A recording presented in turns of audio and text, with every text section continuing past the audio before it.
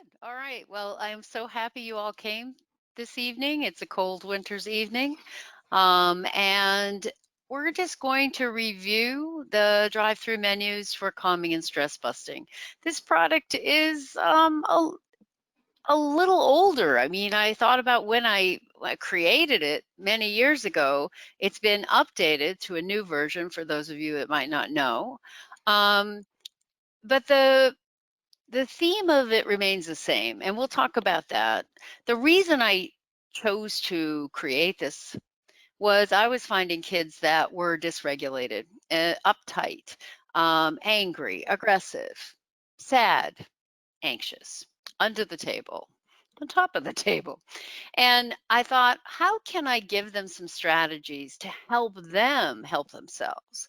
And I was finding that some of these strategies were paralleling work with teenagers and young adults. So I kind of made it a more general drive through in the sense that it's multi age. So it's been used in nursing homes, been used in schools, and everything in between.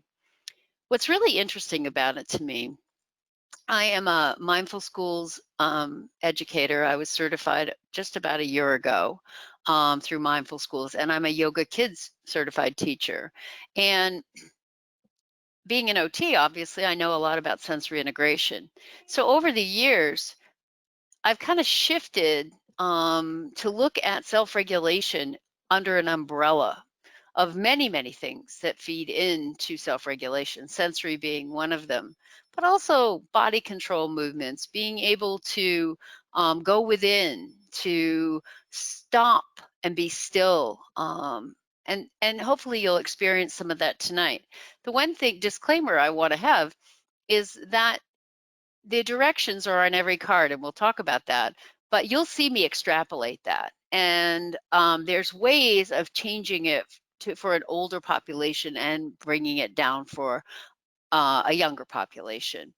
If you have any questions, I put on the handouts my email address and liking me on Facebook, where you find more research that I post or discussions that go on there. But don't hesitate and put in the reminder column to just say you heard me at this webinar. So here we go. And it's not going forward, Allison. Okay, there. If you hover down in your lower corner, you should have your arrow pop up that you can. Lower right? It should be lower left. Okay. There we There you go. are. Yep. And I lost myself again. Okay, now I'm back. Okay, it just usually works off my computer. So I'm here to open the gates of your limbic system. So we all know that attention comes last. Your brain has to look at the relevance of something being introduced to you, and then it will attend. So I'm hoping you'll find relevance tonight. And I also hope you'll find some value. We also know that's the same for a child. If they don't see the relevance of why they're doing an activity, they often don't buy in. So hopefully today we'll embrace the relevance of these activities for your practice with the kids that you are working with. But first, what we're going to do is just learn a decent belly breath. Some of you may already know how to do this, but one thing when teaching kids is we want to have more sensory input when we do it. So put your hands on your belly, which gives you some good tactile input. You can inhale through your nose to the count of 5, breathing in 1, 2, 3, 4, 5. And you can exhale through your nose to the count of 5. 4, 5, 4, 3, 2, 1. Okay, let's get in the rhythm. We'll do it 2 more times. Hands on belly, inhale through your nose. 1, 2, 3, 4, 5. Stop at the gap. 5, 4, 3, 2, 1. Excellent. One more. 1, 2, 3, 4, 5. 5, 4, 3, 2, 1. Now, a way I tweak that with younger kids is I actually don't encourage them to exhale through their nose, because that brings colds and flu and now dirty masks, right? So you can have them blow gently through their mouth, actually creating a shh sound. What's actually happening physiologically is the heart is slowing down on the exhalation. So the longer the exhalation, the calmer a person will get. The vagus nerve gets the message to slow the heart muscles to get a physiological relaxation response. So you get the beat, you feel the rhythm, you're actually decreasing your blood pressure. In my studies, it's saying 6 breaths will shift the nervous system. So if you did 6 breaths with a child just to start a session. The other thing is a co-connection of being together while you shift can make a huge difference. And what I mean by that is that co-connection can include you holding hands with that child. So say you have a child that might not be able to do their own modeling of the breath. They're sucking in through their nose or their mouth, that you become the connection model for helping them with breath. So when we think about the drive-through menus, the belly breathing is part of that as well. So it's already built in to part of the menu. So here is the cover of that newly redone menu. Okay, it's back. So when I wrote the drive-through menu suite of exercises, attention and strength, calming and stress busting, the body challenge, the preschool and kindergarten programs, my whole focus was about movement and connection within a classroom to help promote focus and attention. So if our body sits, according to Lengel and Kozala, who wrote the kinesthetic classroom, if it sits for more than 20 minutes, it doesn't wire and fire the neurons. So what I felt at that time when I was creating this is I wanted to infuse these breaks throughout a day, because as an OT, 2 times a week for 30 minutes or 1 time a week for 30 minutes isn't going to help a child be fluid in their self-regulation in a classroom. So I wanted teachers to help teach these things. And the same with relaxation and, calming and stress busting. So now you look at all these different programs out there, and they're all there. And what I find is I take a much more eclectic approach. I'll take the approach that works. I might add a little of this and a sprinkle of that, and it seems to help the child get a titrated diet, if you will, of self-regulation activities.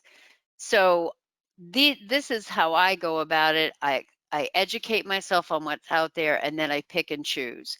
I still rely on my drive-through menus. One thing that I really can't say about some of these programs is the embodiment piece. And what I mean about the embodiment piece is that if you put on Go Noodle, yes, it's fun. Yes, it's full of alerting and sensory and movement. However, if you watch a classroom do it, you're going to get a percentage of kids that sit back and don't do anything. And those often are the kids we're wanting to do something, to get that input that they need in order to sit long and strong. For me, as an embodied therapist, when I do self-regulations, let's say I'm going to do Day at the Beach, which is an exercise in these menus, will begin to, a cup of calm.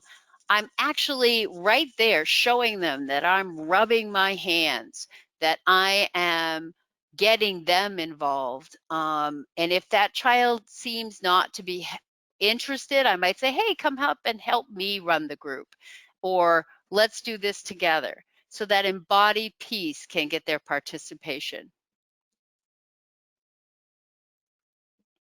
So we're going to review and update and consider the use of the drive-through menus for calming and stress busting.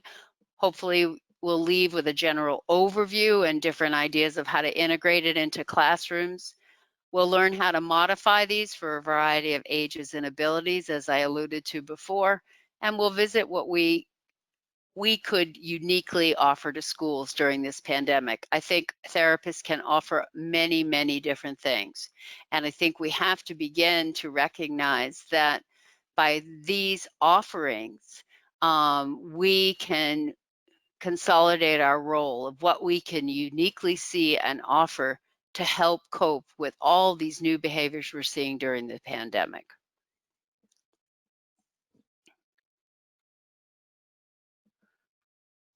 So today, some of our time will be experiential. I'll give you permission to feel pretty silly. I encourage you to do the exercises with me. And the reason I do that is I want you to feel what they feel like. Some of them you'll like, and some of them you won't like, and some of them you will have feelings about. And that's exactly what your kids are going to feel too. So therefore, when you feel these things, you're not going to sell the kid on the things you just like, because that may not be what their nervous system needs. But you're going to experiment with them and come up with problem solving, saying, oh, this looks like a go-to exercise for you.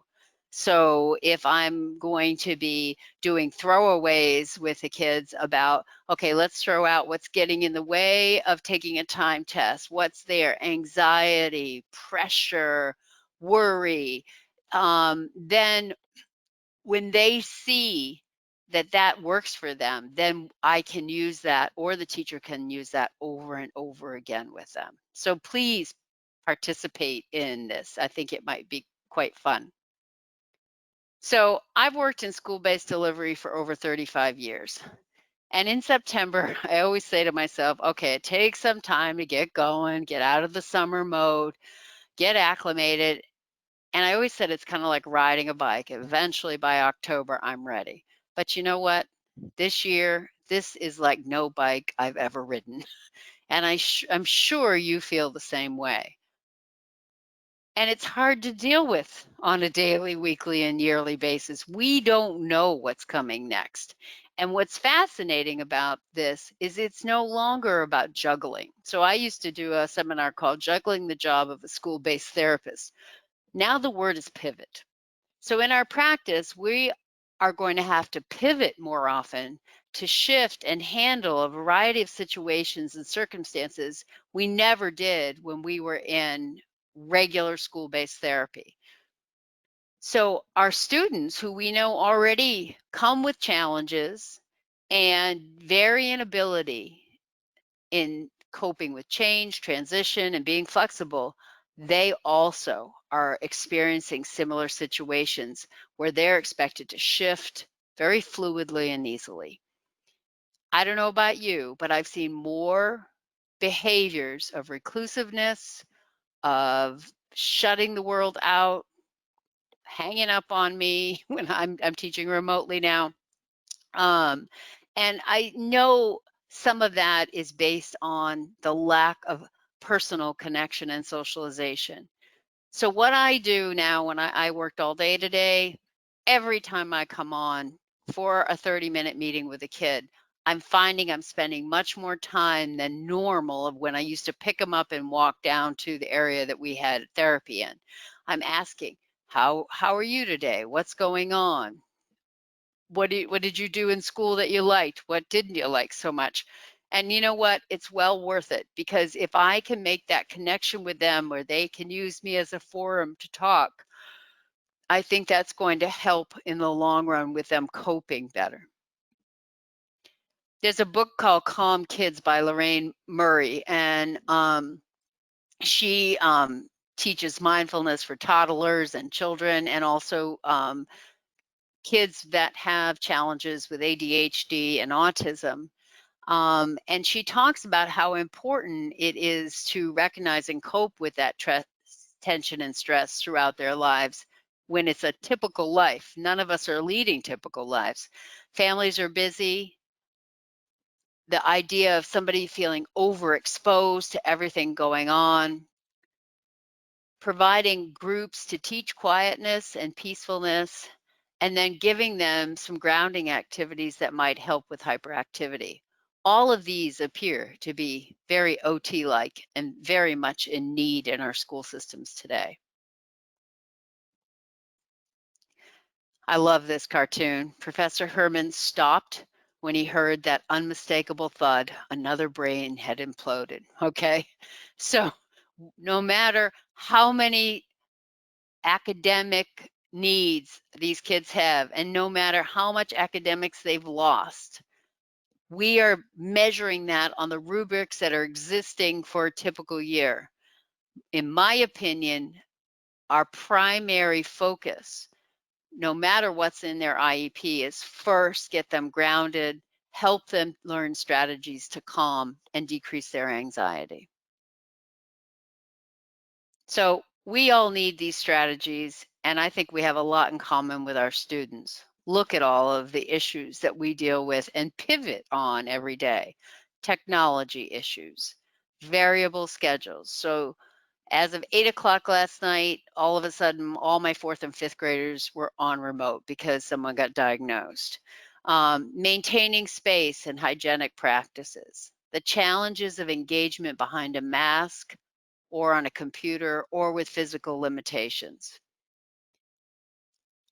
Also, I didn't put in here environmental limitations. There's many kids that don't have access to be able to connect with people.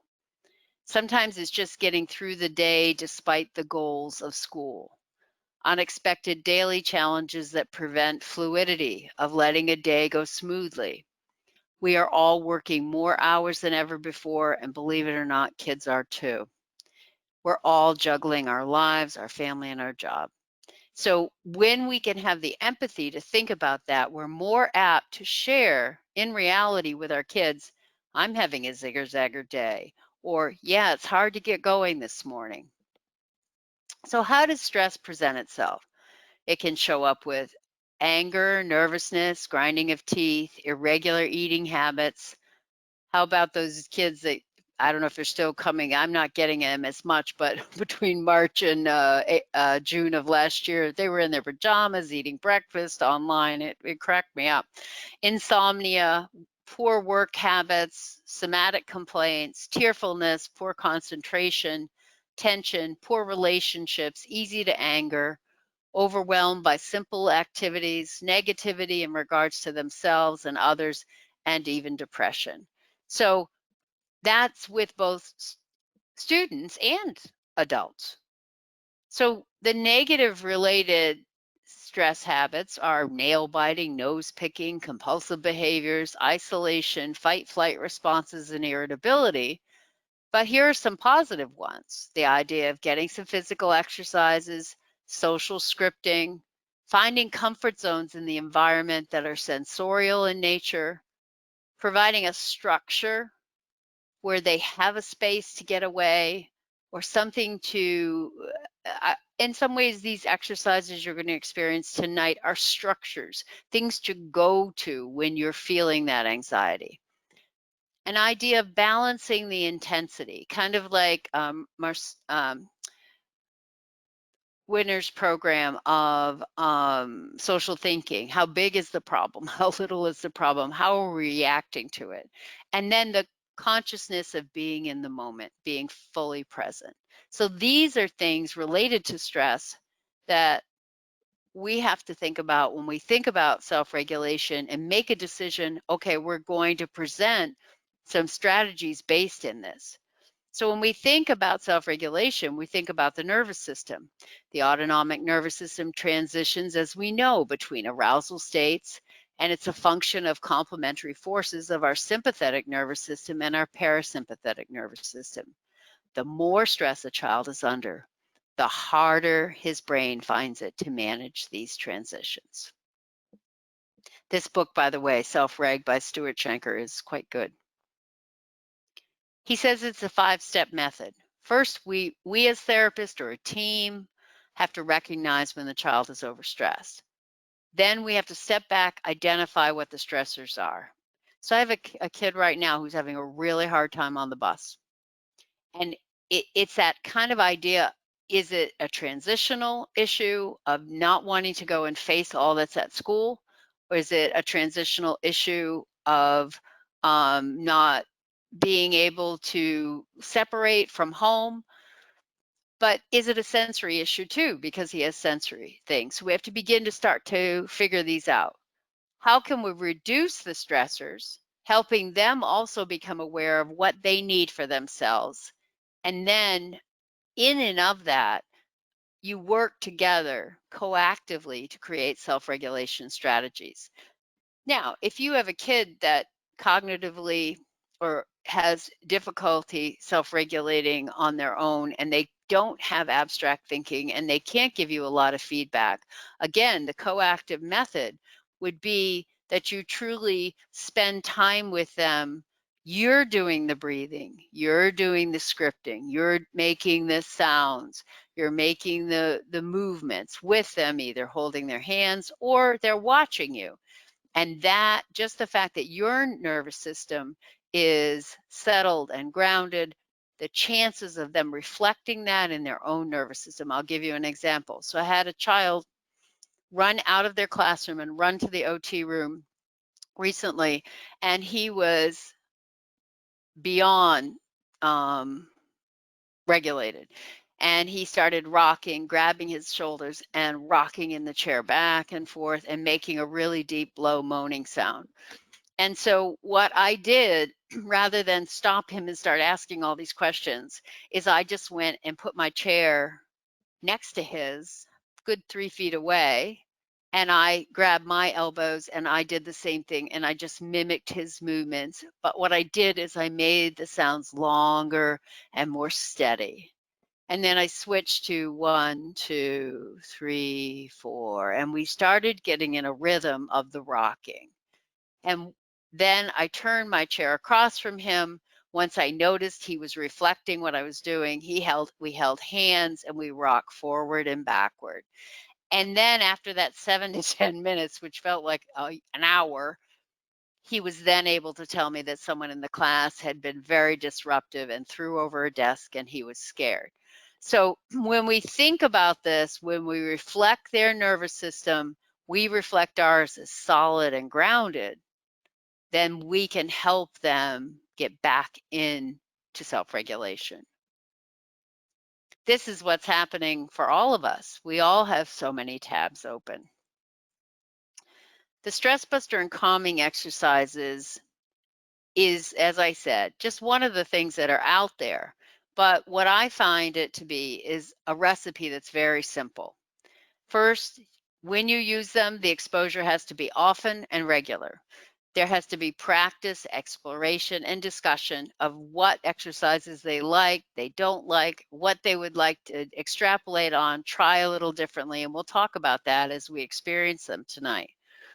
We're also going to think about what I love to call point of performance implementation. And what I mean by that is exactly what just happened with that child that I was rocking with. I didn't stop and try to get him into another space. I did it right at that moment where he was. It was convenient and it wasn't going to disturb other people. So at that moment, it worked. That's not always, obviously, that can happen. But if you can, at the point of performance, if a child is mad and ready to rip up a paper that's frustrating them, and you happen to be there, you can say, okay, let's stop. Let's take those 3 deep breaths. We're going to do some belly brainwaves here. And now let's do some other from the drive-throughs that you can choose, and then we'll talk about that paper. So there's lots of review, there's lots of updating, there's lots of point of performance interventions. This sign is at the Milwaukee airport, which I think it needs to hang in every school system in the world. Think about when you go through TSA, how discombobulated you are. So I think we need recombobulation areas in schools. So what is the difference between calming and stress busting, or relaxation and calming? Stress busting is the more active physical approach to letting go of stress. So I always think of people that like to run, that people that like to play racquetball, of people who are more vigorous in their exercise. The Peloton ladies on TV exhaust me just watching them. But they are sublimating their stress like the defense mechanism of sublimation. So it's in there, we got to get it out. And you'll find that many of your students like that sublimation, that vigorous exercise, and they almost feel drained, especially those hyperkinetic kids, kids that are looking for a lot of movement and green time outside. Um, and then calming is exactly what it implies. It's a slowing down, it's increasing awareness in a subtle, quiet way of breath and tension and letting go of those things. So you will notice many of these have two qualities. You can invigorate one, you can slow another one down. But that's why I separated them. And kids will relate. They'll say, I'm a stress buster.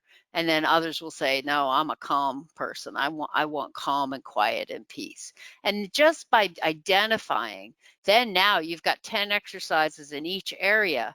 So that kind of hones in as a beginning of a menu, if you will, for self-regulation. So the idea of exposing your students to all these techniques will help you and them to be able to discern what works for them. So you can, in a pull-out session, teach your kids this. And sometimes I'll actually pre-teach my kids in a pull-out session, but then I bring them into a classroom. It's a whole class initiative to have that child be able to regulate in that classroom. And the teacher's saying, I've got 6 or 7 others that certainly could benefit. So we learn the drive-through, stress busters, and calming together.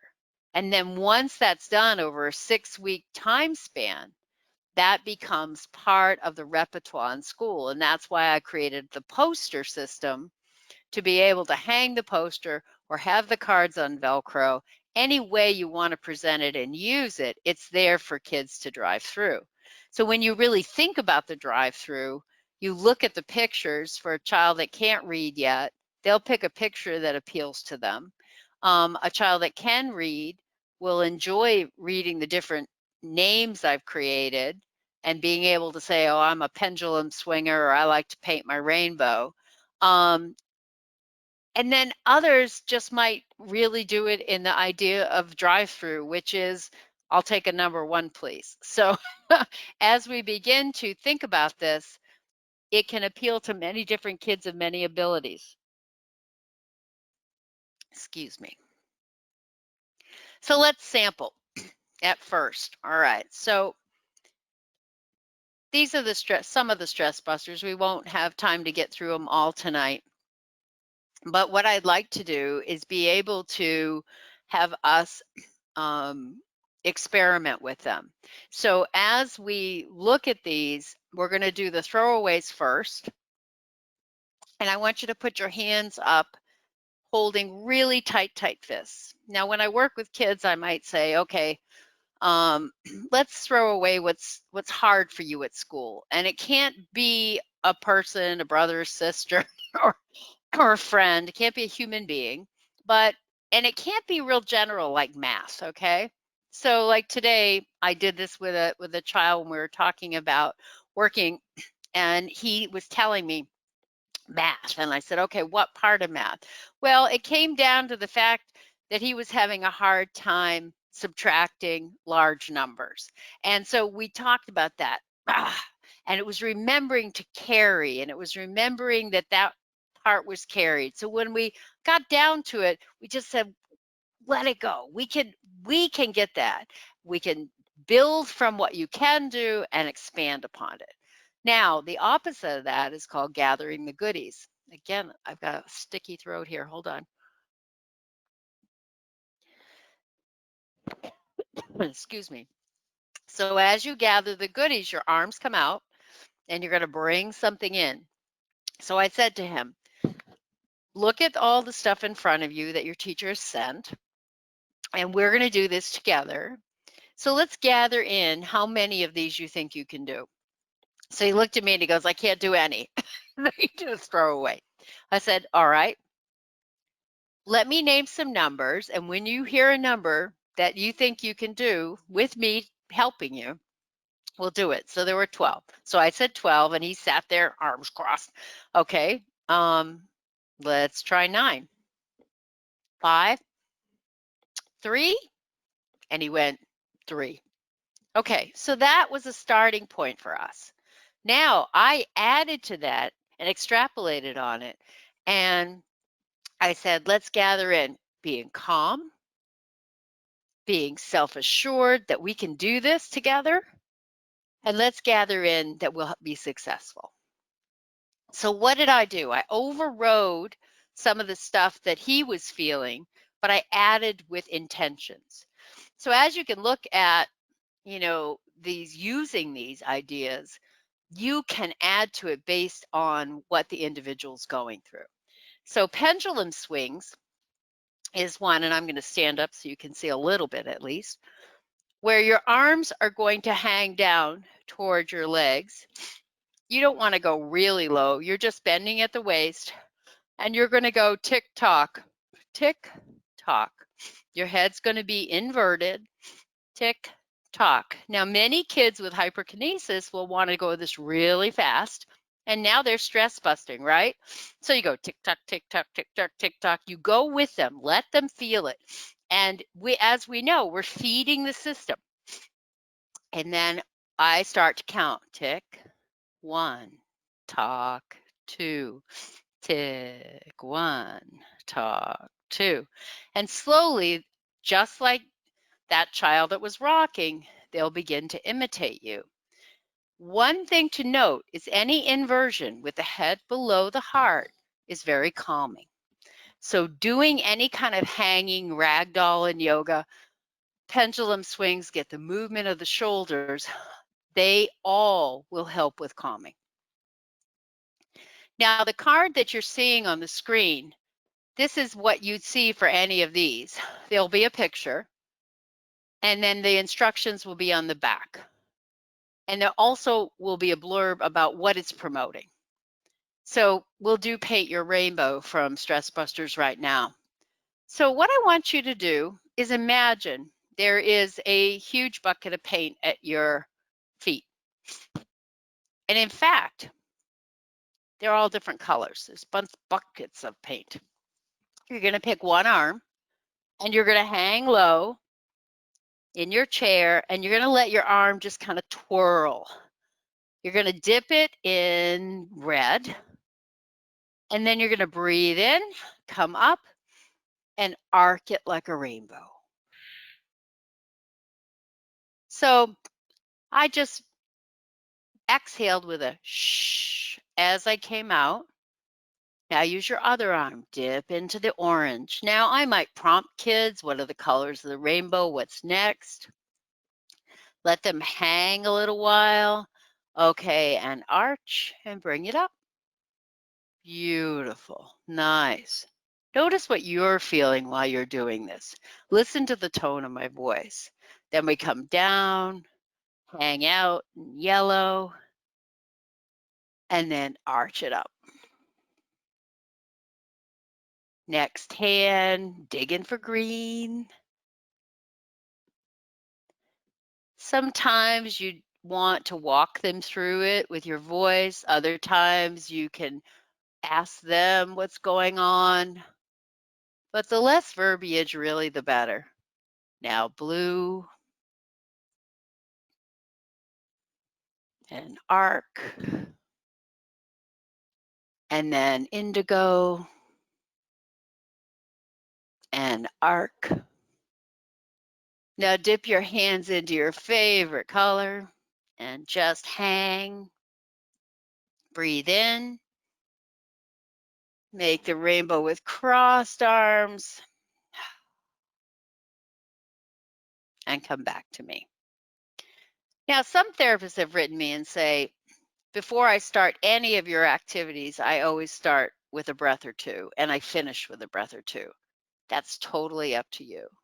I think if you're starting that regime in a rhythm, it really creates nice transitions. So they know this is the beginning of the exercise, and it's clear that's the end. And if your student needs that, go for it.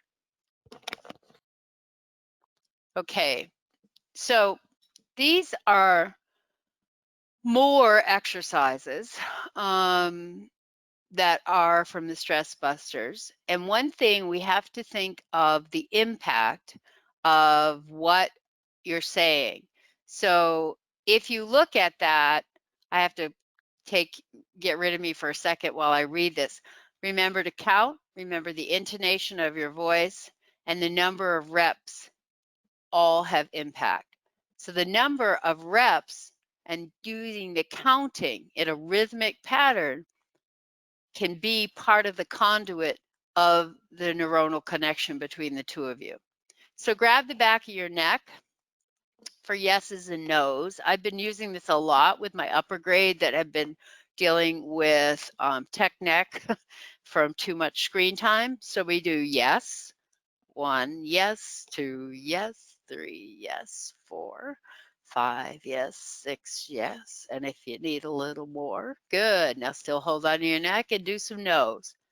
No, I don't want to do any more work. No, I don't really need any more time on the screen. And just notice how tight the back of your neck is when you do this.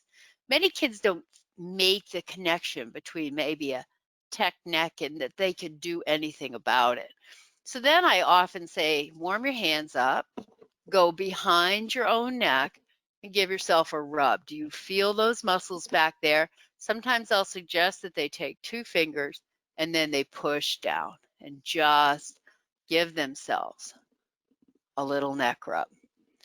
Now, I extrapolate on this exercise again by having them do half rolls. I don't encourage a full neck roll just because often their posture might be off. They might really pull something. So what I do is I say, point your chin down and just make a smiley face on your chest. So they're just rolling in a smiley face kind of way. And today I did it with the kid and we just counted 10, 20, 30, 40, 50, 60, 70, 80, 90, 100 smiley faces. With older kids, I might say, put your hand on your head and then lean and just notice this side of your neck and how it feels, and then the lengthening on this side. Don't push past the point of like 3 out of 4 on a scale of 10, but just feel that. So we're going a little beyond the yeses and nos, and then you do the other side. I am so confused with my screen here. There we go. And 10 seconds would work. Okay, good. So another one, this one's kind of silly, but it is a way of getting a breath and rhythm. You know how often when we work with younger kids, we try to get them to clap in a rhythm form? Well, this is breathing, and it kind of goes with a suck, swallow, breathe idea in the sense of you're getting a rhythm of the breath. So just watch me first, and then you can try it. So you're going to go sniff, sniff, puff, puff, blow away the rough stuff. Sniff, sniff, puff, puff, blow away the rough stuff. Now try it with me. Sniff, sniff, puff, puff, blow away the rough stuff. Now, I have a child right now that just loves this. And what she does is she says when she goes to the restroom, she'll do that 2 or 3 times and it makes her feel calmer. No one watches her, no one sees her. So it's kind of interesting how certain kids will latch on to something and they find that that works for them. Now, we've probably reviewed maybe 6 exercises. You already have a preference or not, or neutral. So we have to begin to think that's your nervous system talking to you. Your nervous system picked out what you're going to wear tonight, what you ate for dinner. Now it's picking out what of these you think, oh, that's not so bad. I kind of like that. And that's what a child will do with regular exposure. So slow motion is one that I really love because I can control the motions of what I think a child is capable of or what they might need.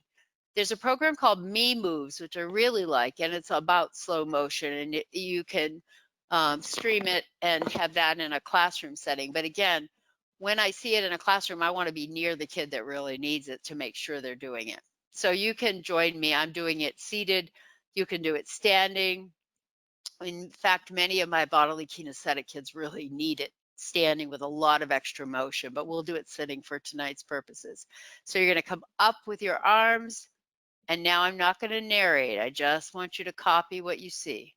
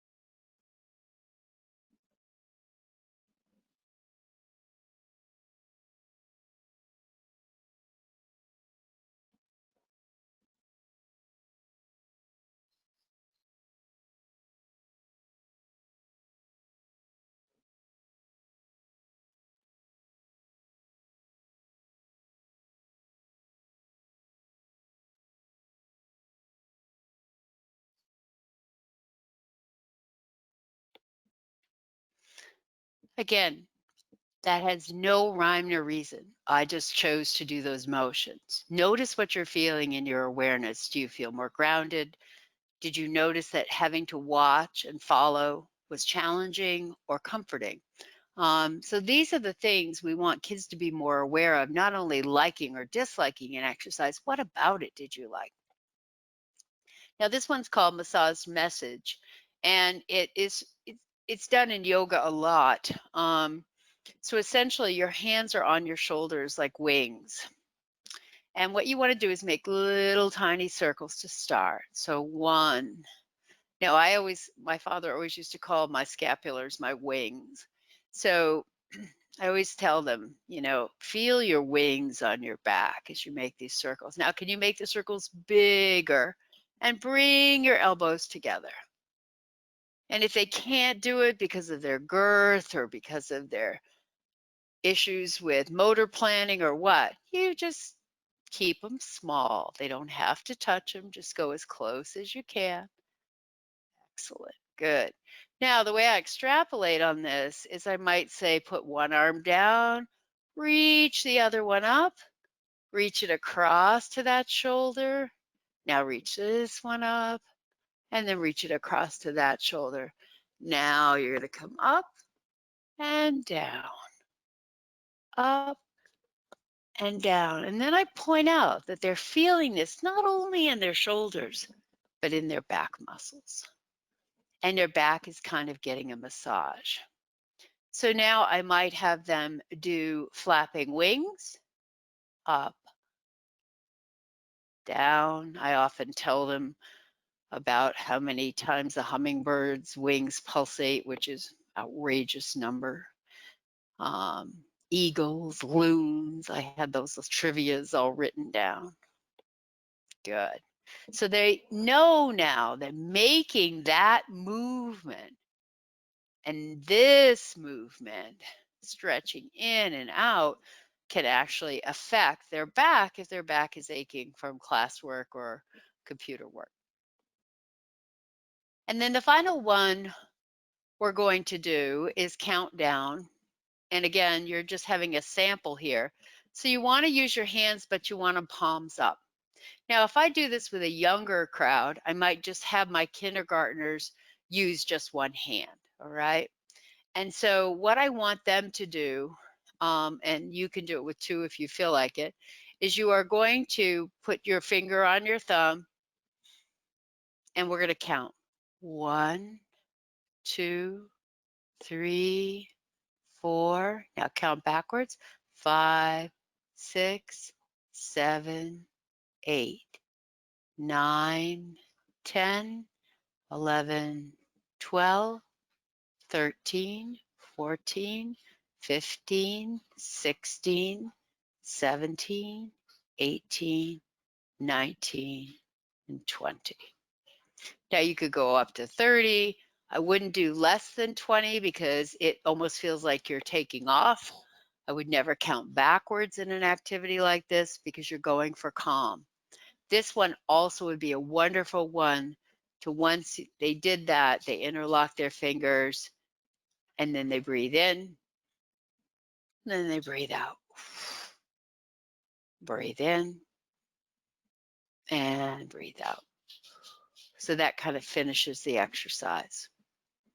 All right, I'm going to get rid of myself, and then I'll bring myself back as I change slides.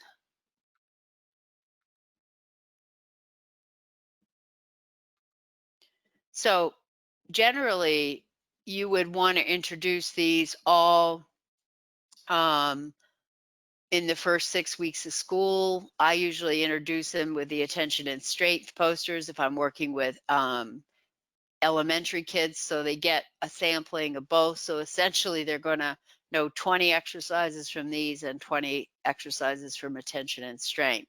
If I'm using it with older kids, what I might do is present them card by card, and we'd explore the cards and just experiment together with what feels right. If I'm doing it in an older classroom, I would actually have them drive through, so you could put Velcro in the back, have them on a line of Velcro. They come up, grab one.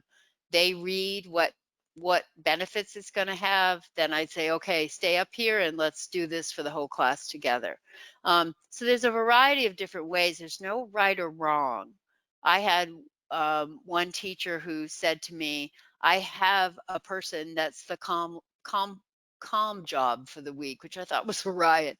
And that person was the one that doled out the cards every day. And that was her, quote, job, just like somebody else was spraying the plants. So these are things to think about. All right, so I'm going to come back down. And when we consider all of our students, I'm sure their names have popped into your brain already. And we look at their individuality. We, of course, look at their developmental level. I love giving multiple intelligence tests to kids, especially from 3rd grade all the way up through high school, because then it really does help me better understand. Are they going to like something with music more to calm them? Are they more of a doodler or a Zentangler? You know, it might not always match with what's in the stress busters or calming, but at least it gives me more information of how they cope. I look at their executive functional abilities, where their weaknesses are and their strengths. I have a kid right now that she's very emotional and impulsive, but man, she can visualize. So when we do an activity for visualization, in one of them is called Go Play in Your Mind, which we'll do at the end. And another one is Ready, Set, Imagine That. She really responds to those to calm herself. Is their limbic system open and ready to learn? Do they want to do anything? And ways to reach them is to say, hey, do you like to feel this way? Do you want to feel calmer? What makes you chill out? So as you get to know them, they will be more open with you to talk about what they need. And one thing that we're battling is this. And think about trying to open their heads and pour in information. This comes from a book I really like called Teaching with the Brain in Mind by Eric Jensen. These are the capabilities developmentally for direct instruction for new content. So K to 2, you have about 5 to 8 minutes. Grades 3 to 5, 8 to 12 minutes. Grades 6 through 8, 12 to 18. Same in high school. And adults, 15 to 18 minutes. It's not saying you can't keep extrapolating on that direct instruction, but you can't just put out a paper and expect longer than those number of minutes to practice that concept. You have to vary how they're going to practice it in different ways. And what Eric Jensen talks about too is that we all need time for quiet, to let ideas sink in, and we take time to reflect, to review, and reignite. So I will share with you, when I first started doing remote in March all the way through June, once the weather got better, I would literally leave my computer and go for a long walk. And it really helped me reflect and review on what I felt like I couldn't do or could do, my pity party of not being to be embodied as a therapist. And so kids need time to be quiet. Many of them are overscheduled. Many of them are expected to pay 100% of attention 100% of the time, which is ridiculous, honestly. So now we're going to move to the calming ones. And the idea is the same here. Your voice intonation might even be a little more at ease, a lot slower movements, setup of when to use these exercises. So, really setting up the scene. And then finally, the cognitive overlay of what the body is ready for now. So, what I mean by this is oftentimes when kids are dysregulated, or starting to be, let's say they're in the yellow zone, we might we might say, okay, sit down and let's do something. But we also need to say, okay, what zone are you in? So they have the self-awareness. We know they're in yellow.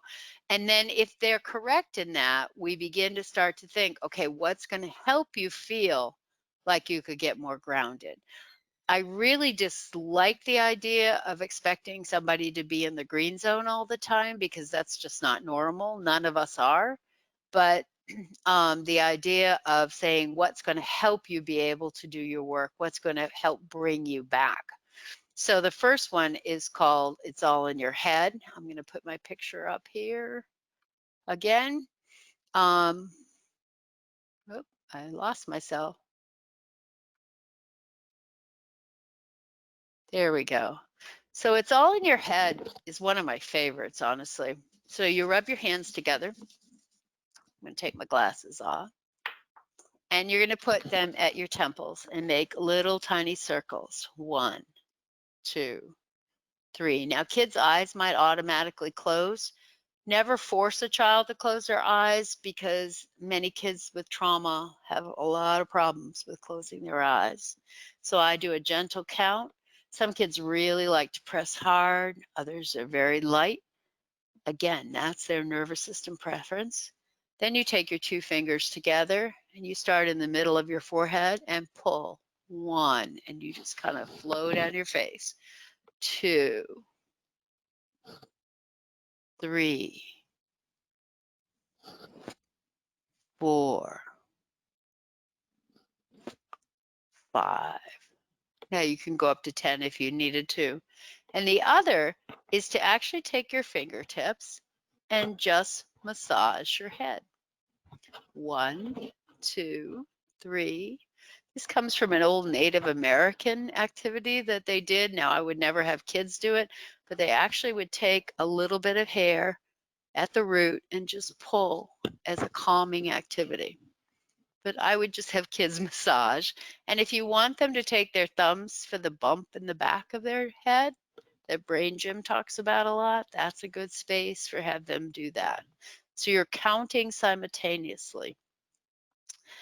One thing that's naturally happened from this is once a kid starts to habitualize, which takes about 6 weeks to get a habit, I find certain kids will maybe just choose to do this, or just this, or just this, or a combination. But never, I haven't ever seen a kid want to do all 3. So don't change it, just ask for it. What works best for you with this? It's all in your head. Now, the next one is called Vital Eyes, and all it is cupping from yoga. So you put your hands on your desk, you make what I call these little lazy boy cups with your arms, and you let your eyes rest. And so we would sit here much longer than we're going to do tonight, but about a minute. So I often talk to them about letting your eyes sit and releasing the pressure. And I talk to them about the 20/20 idea of every 20 minutes, look 20 feet away. So you change your vision for 20 seconds. I learned that from a vision specialist. And then when they're done, so we'll come out of it, you want them to take 2 fingers and just rub them around the sockets of the eyes. They could do a little tapping if that feels good. Excellent, good. And then they can come back. The next one is called Cup of Calm, which is real tactile input. So they're going to rub their hands together, and you're imagining that you're pouring this warm liquid over you. Okay, so you're going to take on your shoulder first, making circles. Now, Deepak Chopra has this self-massage exercise, and this kind of imitates that. And then you're going to rub your hands together, and you're going to do your other shoulder, making long lines on your long bones, circles on your joints, coming up and down. And then you'd rub again. You could do your neck, hand over hand, and again, your chest. Sometimes I like kids to tap on their chest, bringing that cup of calm there. And rub again, and the belly, making circles.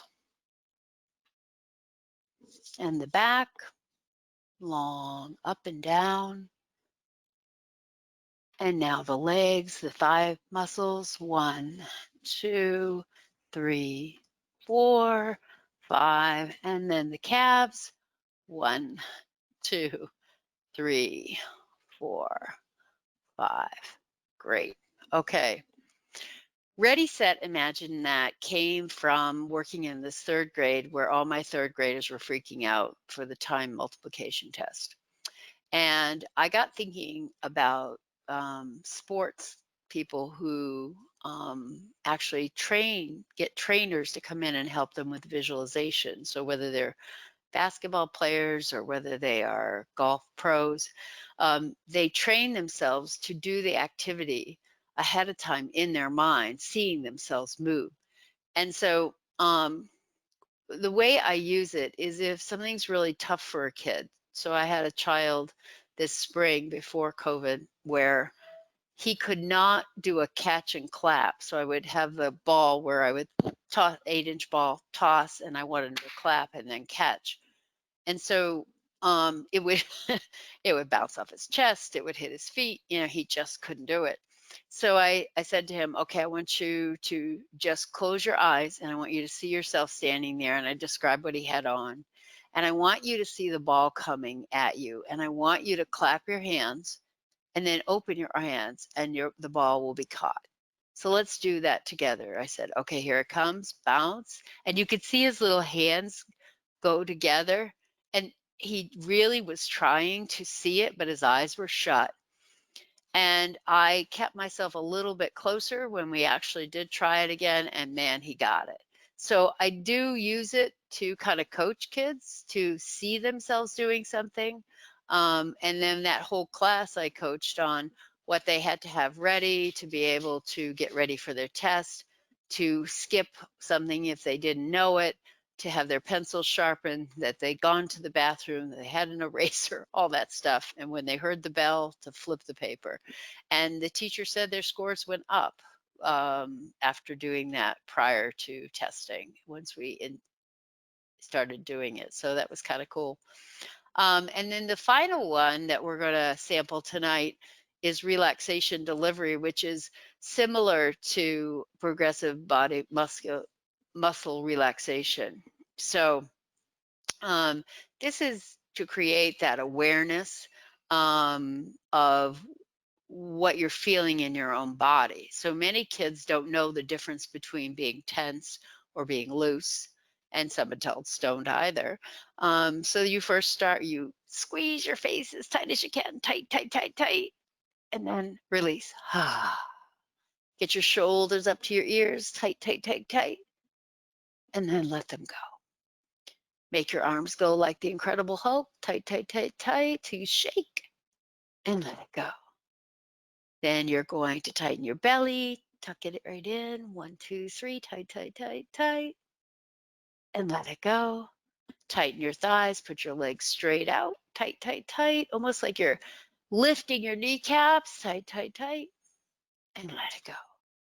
Tighten your whole body. They love doing this part. It's like a pretzel, tight, tight, tight, tight, and relax. So I went through that a little fast, but generally I try to hold it, depending upon how old they are.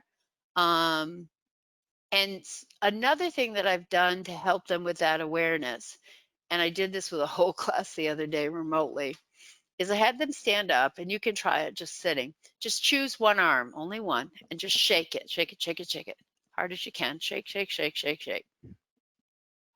Just keep shaking. And I counted to 10 when I was doing it with them. All right, now stop, close or avert your eyes, and feel the difference between that arm and your other arm. One kid yelled, "It feels dead." So, you know, it made me laugh. But obviously, he felt a dramatic difference. Now do the other arm to bring it up to speed. Shake, shake, shake, shake, shake. And I talked to them about their nervous system waking up, their muscles are chatting with them. Okay, now compare the two. You might feel tingling, you might feel almost like a ticklishness. Then I had them do each leg.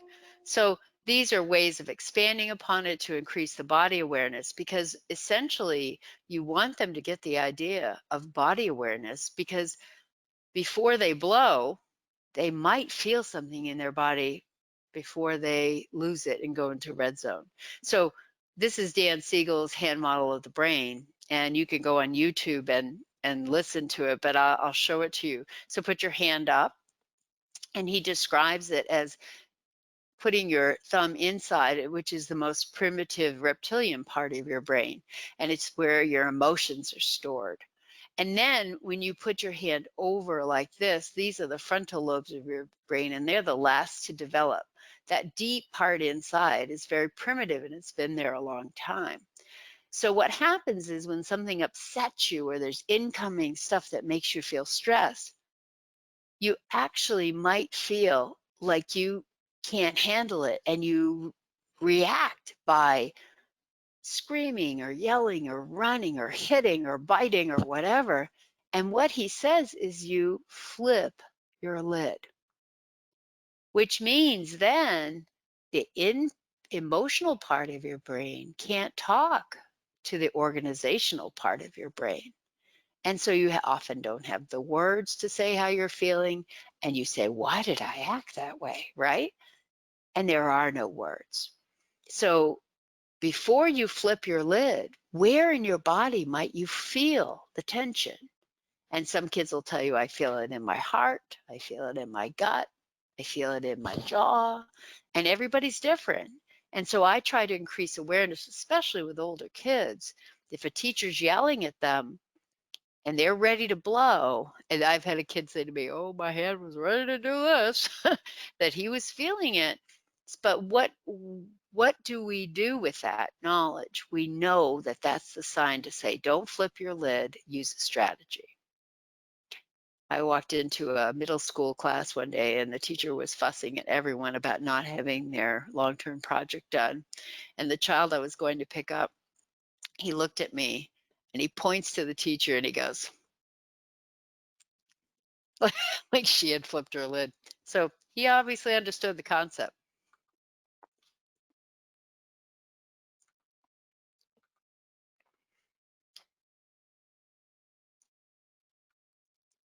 Okay, we have just a few more exercises before before we conclude. I do want you to take away the idea that you can try these and do them quite easily. One is called Pat, Pat, Relax with that. I need another drink of water. Hold on.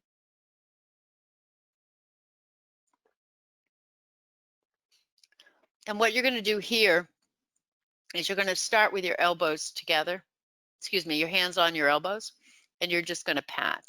1, 2, 3, 4, 5, 6, 7, 8, 9, 10. Now you're going to cross across to your shoulders.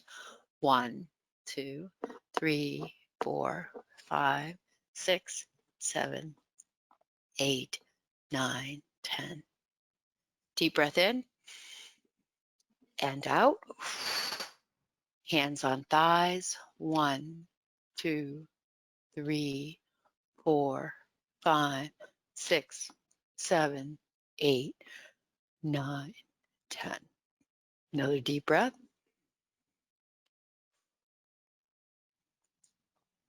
The other one is called Heartlight. Dan Siegel does a lot of work with grounding people, and he said one of the most efficient ways of grounding someone, and this is long before I knew Dan Siegel's name, and I did Heartlight. I must have been grounding myself that way. One hand on your sternum, your heart area, and one hand on your belly. I'm going to stand up for this one.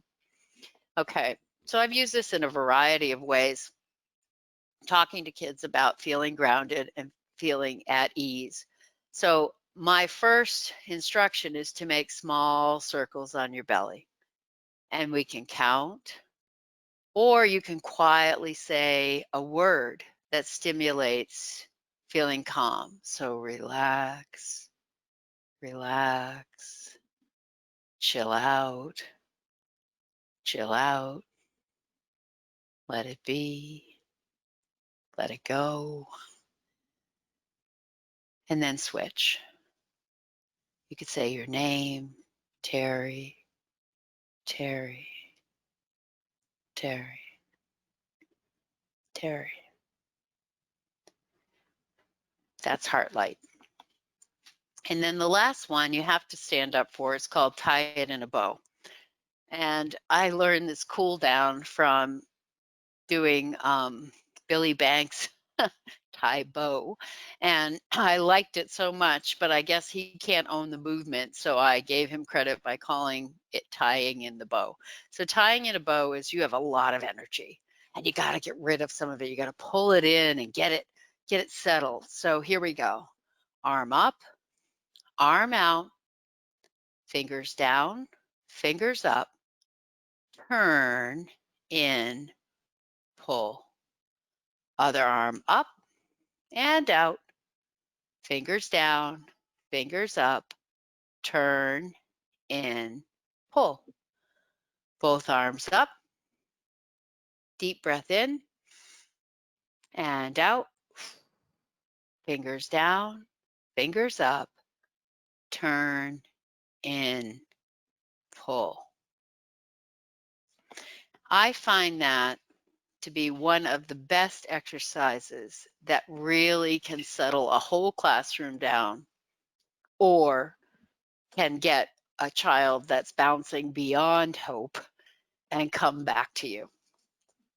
It works very well.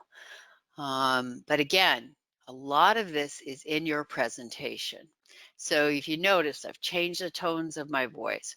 I've given a lot of demonstration and modeling so they can mirror what I'm doing. And those are the key issues for trying to promote these exercises and teach them. So one question I ask the teacher is, do you expect 100% attention 100% of the time? And I also try to relate it to the teacher themselves. I say, what's the toughest time of day? So in your handouts, I actually put a typical day, and you can show her that handout and she can give you her schedule and say, oh, this is when Joey loses it, or during circle time at 9 a.m., I can't seem to settle them down. When do you feel your class might need a jump start, or you might need a jump start? Do you offer breaks during the day? What are those breaks looking like? Do you ever wish for a moment of peace and quiet? Do you offer that to kids? Do you offer it to yourself? Do you find sometimes you can't even have a moment to pull your thoughts together? I feel bad for many teachers. They can't even get away to go to the restroom. And a sense of wanting to be in the present. So teaching is a small part of it. But the idea of establishing a habit and integrating exercises, no matter what they are, takes regular practice and consistency. And then where you might feel the challenge is the teacher might not buy into the idea of utilizing the technique. They may think the time to expose students, they can't shoulder it on their own, so they might want to share it with maybe a social worker or yourself to get more familiarity and practice. They worry about the time to model and how to use. Sometimes I say just use it during circle time, and then we'll see if you can use it throughout the day, which ends up working very, very well. Because if they learn it in a certain time, they start the circle with one exercise, they finish the circle with another. Now they're getting exposed, and they may be able to use these later in the day. So what I mean here is at the last statement about preventatively and acutely. So belly brainwaves is a perfect example.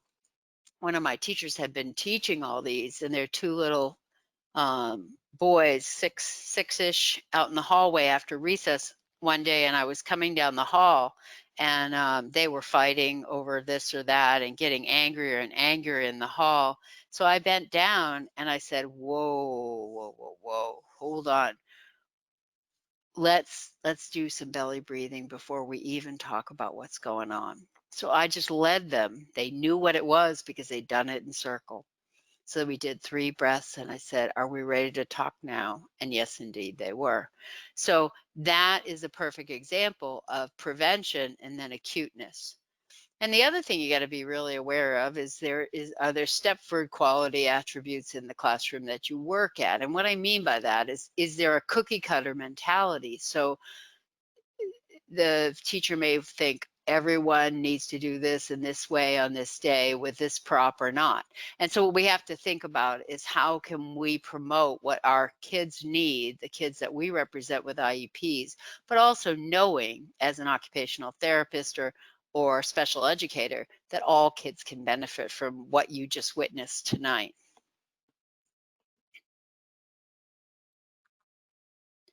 So the limbic system looks for relevance. So if the classroom teacher's seeing anxiety, distraction, blurting, daydreaming, lack of focus, and restlessness and fidgeting, they may actually buy into using these. So I'll ask a teacher, do you see any of this in your class? Oh yeah, every day, especially at 10 o'clock. Okay, then let's see if we can work on this together. And that's often the beginning. If I can fulfill something that's bugging them and help them with it, then we're going to be more able to do it.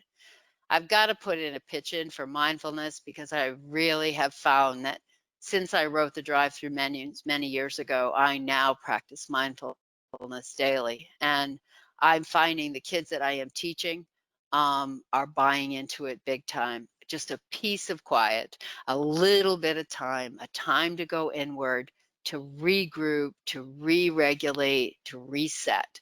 And if you want to know more about it, go to mindfulschools.org. They have tons of great information and really relevant research. So before we do our questions, we're going to finish with one from the calming activities called Go Play in Your Mind. This is used in many classrooms, not only for relaxation, but now for literacy. So I often have kids put their head on their desks. And the reason I do that is because it's very hard for them to maintain closed eyes, but you don't have to do that right now. You can just close or avert your eyes. And then when their heads are on their desk, I can find out who really is able to visualize and who isn't. And that often is parallel or is coexistent with a kid that's having a hard time with reading comprehension, we're beginning to notice. All right, so here we go. Close your eyes. Just notice your breath. Don't change it in any way. If it helps you to put a hand on your belly or your chest while you're settling in, just do that. And what I want you to do is go somewhere you absolutely love. Don't move, don't talk, don't make any kind of motion. Just go there. See yourself in this place you love. Notice what you're doing. Notice what you're wearing. Notice who you're with. And I'll call you back from playing in 1 minute.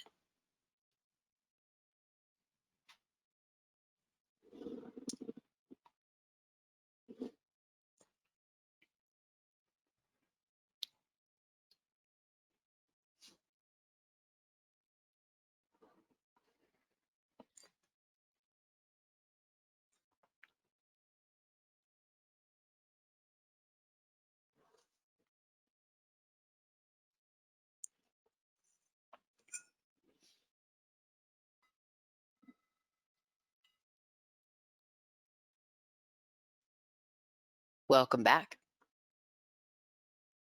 So go play in your mind is a little way to get away. So many of you already tonight for an hour and a half were listening to me, and you probably thought, what's on my schedule for tomorrow? What are we having for dinner tomorrow night? What's going to happen later on this week? And that's normal. That's paying attention with your mind having so many thoughts every minute. Normal.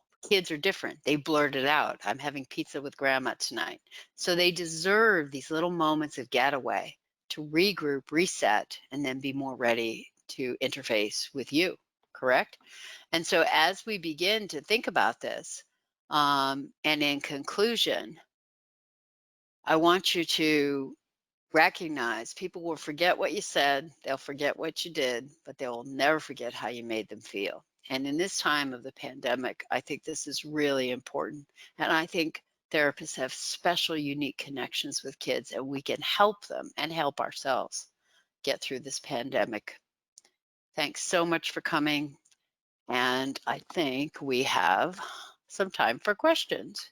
So I'm going to shut this down and come on board so you can see me. Can you see me? Yes, let's see. Yep, we Okay. have you up there. All right. So we've got questions rolling in. If anybody has questions, you guys can type those in the questions box now before we start the questions. I just want to remind everybody to download your handouts that are in the handouts tab. Once I X out of this webinar, those handouts will no longer be available. All right, so let's look at some of these comments and questions come there. All right. One comment, you are one of my heroes in the field. Thank you for all you do. Wonderful. Oh, thank you. And just quick for everybody looking for the PowerPoint slides, we do not have the slides. The handouts are the handouts that are in the handouts tab. They're an alternate to the PowerPoint slides that we generally do. All right, so a question, do you have any digital products? No, but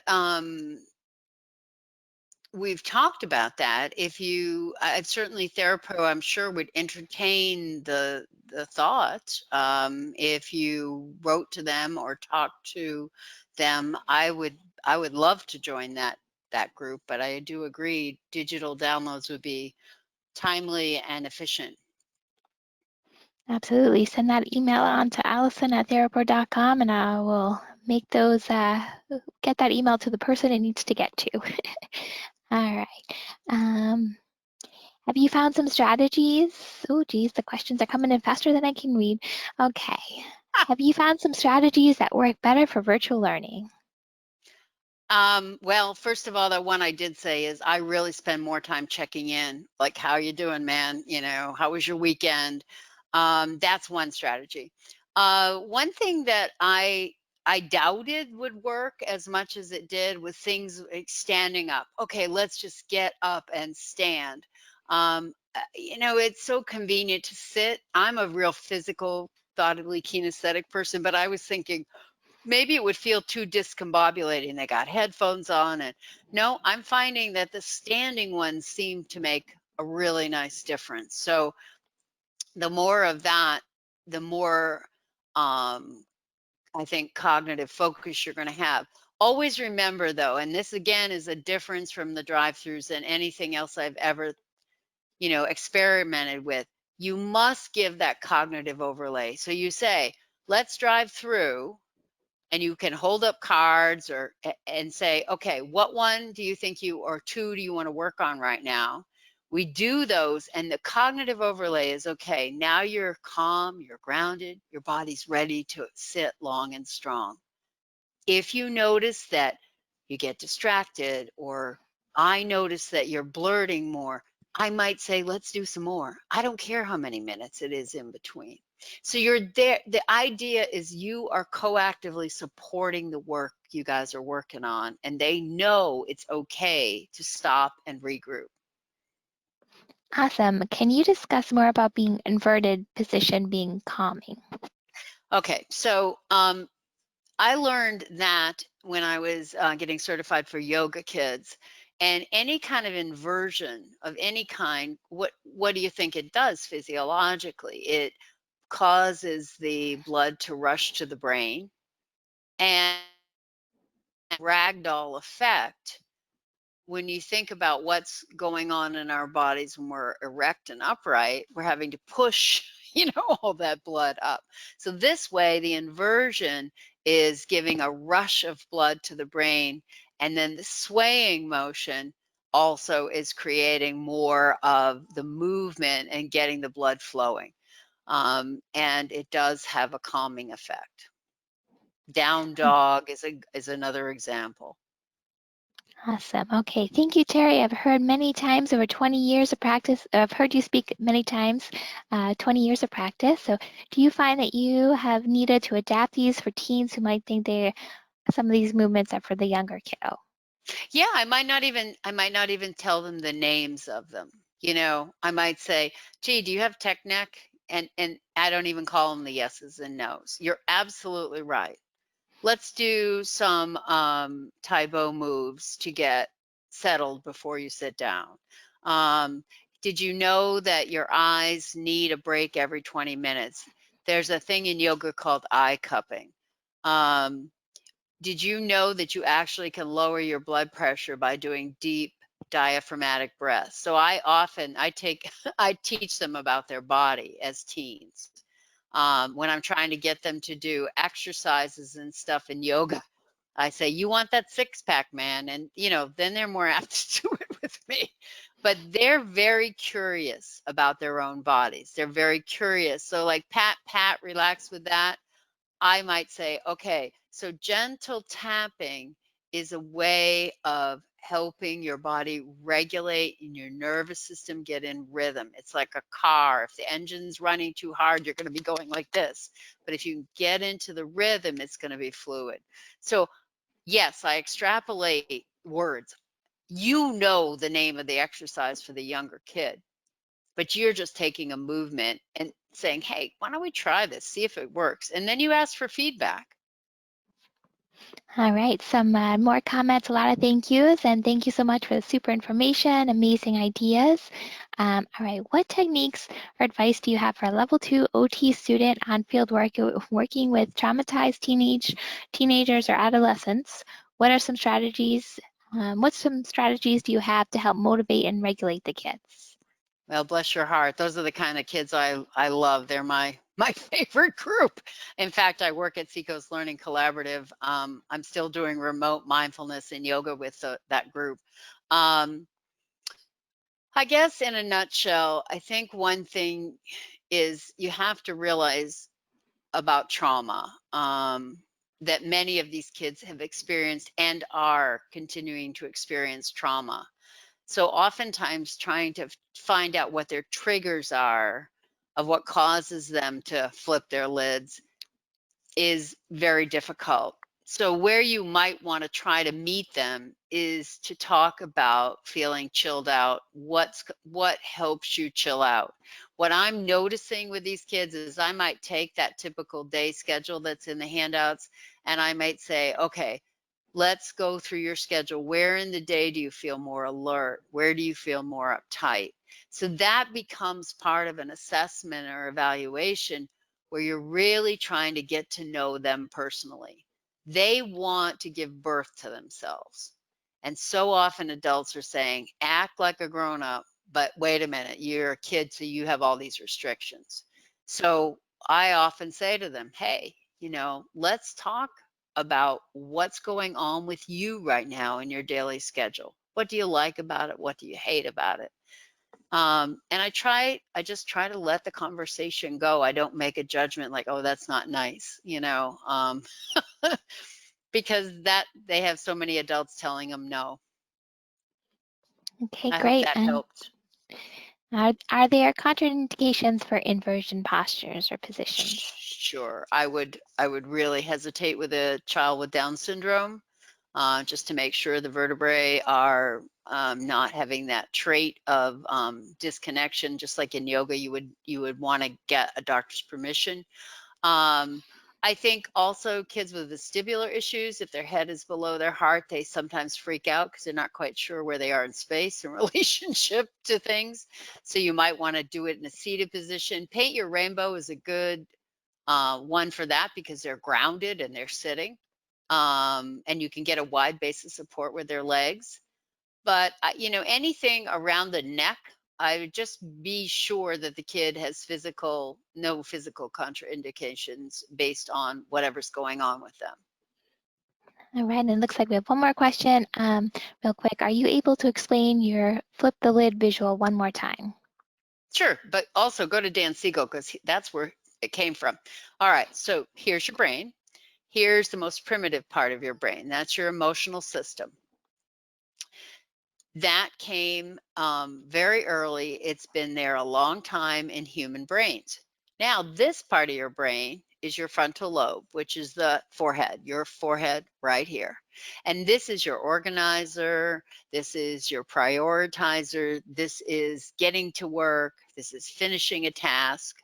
And when things come at you that make you stressed or nervous, either maybe a brother or sister getting in your room, or you have a friend that's all of a sudden not your friend, or you got a bad grade, you may feel so emotional that you don't know what to do and you're reacting instead of responding. So this awful thing has happened and you don't have control over it, and so you flip your lid.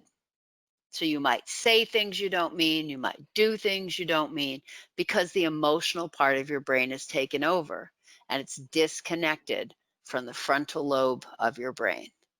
And so therefore, you can start to feel when you're going, let's say, from yellow to red zone, right? If you're doing the zones with them, or if you're feeling your engine's getting too high, if you're doing the alert program, or the incredible 5-point scale, you're going to a 5. Okay, so what you want to do is notice that where in your body you're starting to feel angry. So I had a teenager once that said, the moment I get ticked, I can feel my fists starting to clench and my teeth clench. And I said, okay. So what would happen if you broke in just that second before you react? What if you broke it with just taking a deep breath and releasing your fists, like dramatically?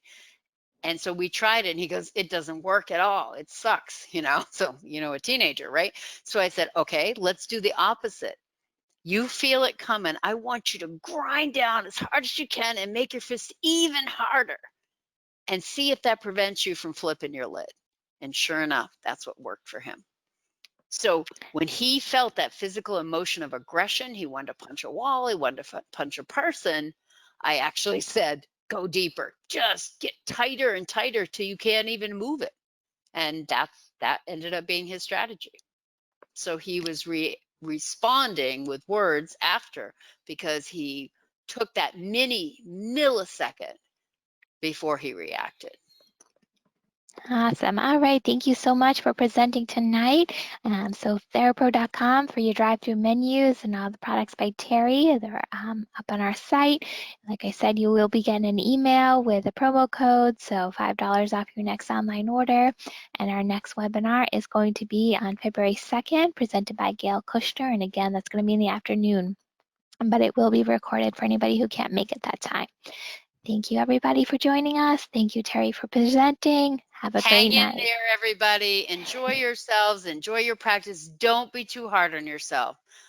And contact me if something simmers. Okay? Take care.